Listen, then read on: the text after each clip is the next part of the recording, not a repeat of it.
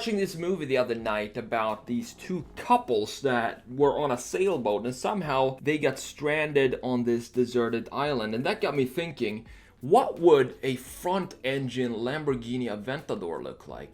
Hey, it's TheSketchMonkey here and welcome back to the channel. Today is all about the Lamborghini Aventador. We're going to transform it from a mid-engine supercar to a front-engine supercar. Instead of having the engine push the passengers from behind, we're going to change it so that it pulls from the front and change the entire package to fit that geometry. Make sense? You might think it's been done with the 2014 Lamborghini concept called the Asterion, but don't be fooled. There is no engine in the front of the Asterion. The engine is placed right behind the seat, kind of bolted onto the spine of the passengers. And for the styling, I think it looks smooth and satisfying. There's nothing wrong with it, but it doesn't scream Lamborghini to me. There is a lack of drama here that is essential to any modern Lamborghini. It looks a little too tame for me, and the front end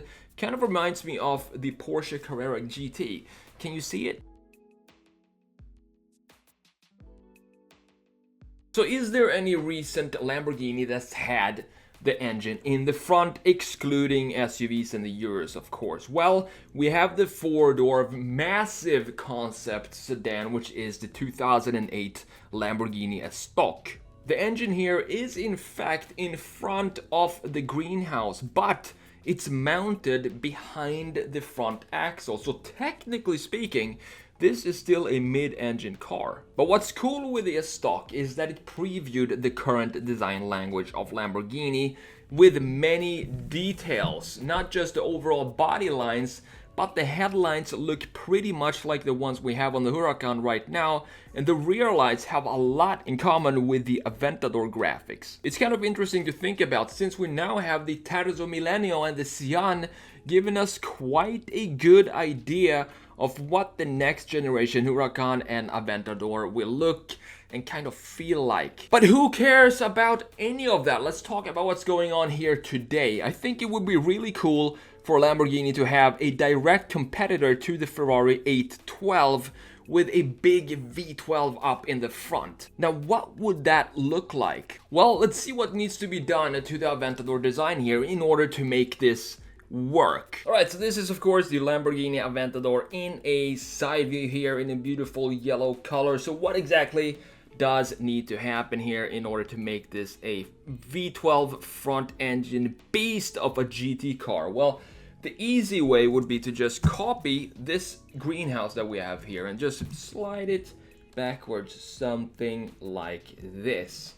And then of course remove this area right here, and boom, we have ourselves a Aventador front engine car. But as you can see, there are a few problems with this approach. It doesn't look very professional and it straight up looks pretty ugly. So what we need to do is take this a little bit more seriously. So what we need to do here is to, of course, since we have the engine in the back on the original Aventador right here, and this obviously is a big V12, so that means that this needs to go in the front here. That means that the greenhouse does in fact need to move back, and the A-pillar right here, it can't stretch all the way to the front axle as it does on pretty much every single Lamborghini out there. We need to have the A-pillar be moved back almost half a meter this way, so it starts somewhere around here and at a higher point too. So we have it starting somewhere at this point right here and then stretches all the way back to the end, something like that. And that means that of course the hood is going to be longer, which is necessary because we're going to have to fit a V12 under that. So it totally makes sense to have a long sweeping hood, and of course it's going to look good as well. So as you can see, these are the two key lines here that is going to make up the new profile of this redesign that we're going to make. So with that said, what about the graphics of the car here? If you look at the side, the graphics tells you that this is a mid-engine or even a rear-engine car. It can be either, because we have a huge air intake right here. So air goes in there to cool the engine sitting in here. So what we need to do is to take this graphic here and kind of switch it 180 degrees or mirror it. So I want to have this graphic go in the front section of the car, and the door cut line for the door is obviously also going to be moved backwards as we move the A-pillar back, and that creates a lot of space here to have an air outlet, similar graphics to this one right here. And I want to have this angle of this outlet be the same angle as we have right here. So those two angles kind of connects those two elements graphically. And on top of all this, we still need to retain the beautiful line flow that is in this Aventador as it is right now. You can see this line right here. So this has a lot to do with what we talked about before with the, for example, the veneer. And I think also that when we did the C8 Corvette front engine redesign a couple of videos back, you can still have a bunch of different lines and it can still be a very beautiful car, but you can't not have any line flow in your car. So that's the problem with the veneer. But here we have a bunch of lines all over this Aventador, but it's still a beautiful, harmonious design because you have lines that stretches all across the car. So we have this key line here that creates the top of the front bumper, and it goes all the way back to the rear right there. And then we have a line down here as well that goes into the rear bumper right there, and that's another one of these lines that stretches across the car. And of course the traditional Lamborghini DNA line that's on every single sports sports Lamborghini sounds kind of weird, but if you don't count the SUVs, you have this single line that goes from end point of the front and stretches almost in a continuous curve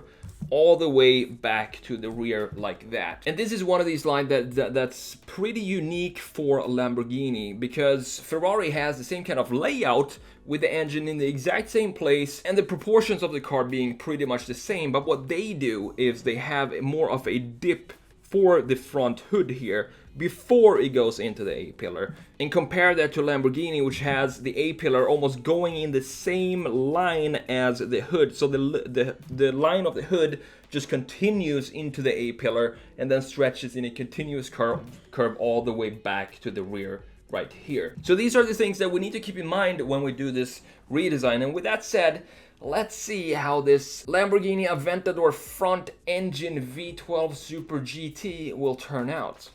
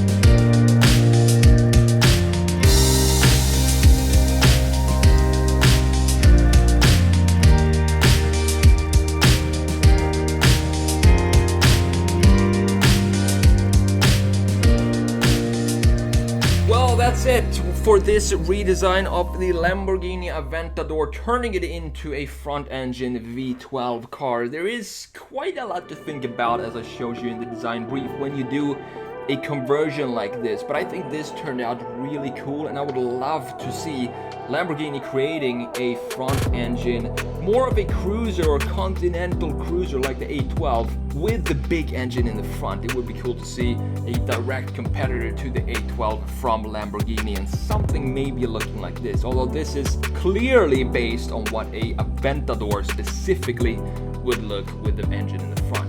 I hope you enjoyed this video, and since you stayed until the end, my guess is that you did enjoy it. That means you can give it a thumbs up, and if you're new to the channel, subscribe and browse through the hundreds of redesigns we've made so far. I'm TheSketchMonkey, thanks again, and I will see you in the next video.